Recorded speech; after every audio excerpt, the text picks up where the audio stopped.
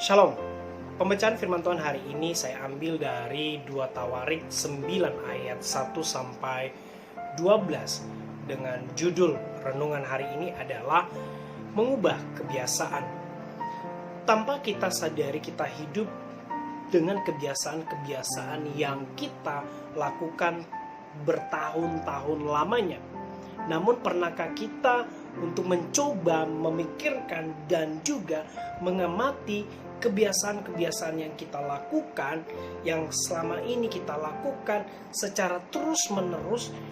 Mungkin saat kita mau makan, kita menggunakan tangan kanan, atau saat kita mau menggunakan baju, kita pasti tangan kiri lebih dahulu yang masuk di lengan baju. Pernahkah kita mencoba untuk mengubah kebiasaan-kebiasaan yang lama dan melakukan sesuatu dengan cara yang berbeda?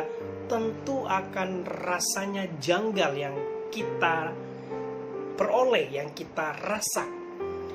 Ini membuktikan bahwa untuk mengubah sesuatu atau untuk mengubah sebuah kebiasaan tentu bukanlah sesuatu hal yang mudah untuk dilakukan. Sebuah kerajaan yang sudah berdiri puluhan tahun lamanya pasti memiliki kebiasaan-kebiasaan atau budaya-budaya yang terus dilakukan turun-menurun, dan akhirnya kebiasaan itu dihormati dan tidak mudah untuk mengubahnya. Ketika Salomo naik menjadi raja Israel, Salomo bisa memilih untuk mengikuti budaya yang ada atau kebiasaan-kebiasaan yang sudah ada sebelumnya. Hebatnya Salomo, dia mengubahkan kebiasaan lama dan memulai dengan sebuah kebiasaan baru.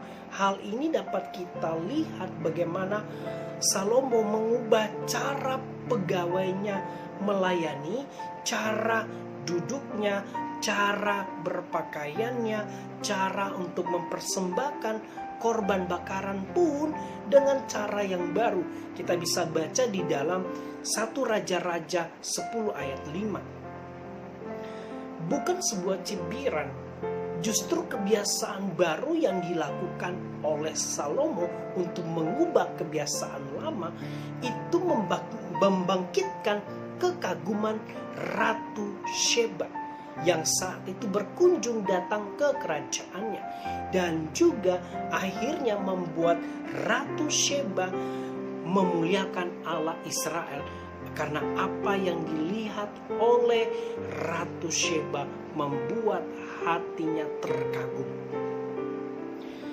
Bukankah seharusnya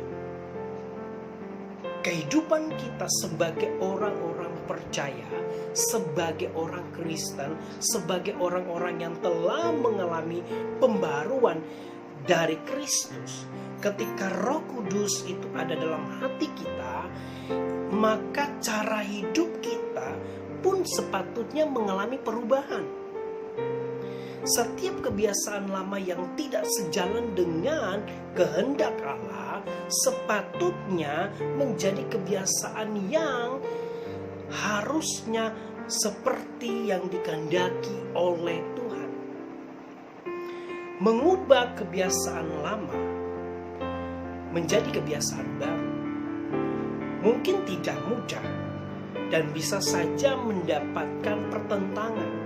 Namun ketika kita mulai dengan cara baru seperti yang dikehendaki oleh Tuhan, maka ada hal yang membuat kita memperoleh atau kita mendapatkan sesuatu yang luar biasa yang mendatangkan kebaikan dan kekaguman bagi kita.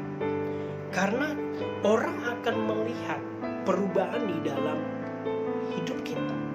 Orang akan melihat perubahan di dalam kehidupan kita dan melihat bahwa Tuhan berkarya dalam kehidupan kita yang mengubahkan kita, dan akhirnya orang lain akan memuliakan Tuhan.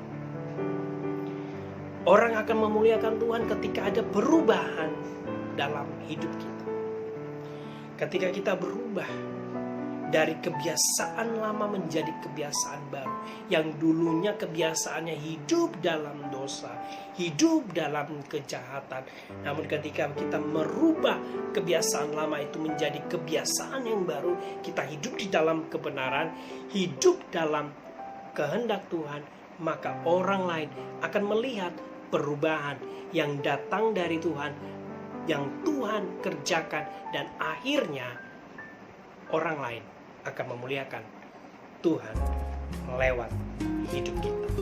Tuhan Yesus memberkati. Shalom.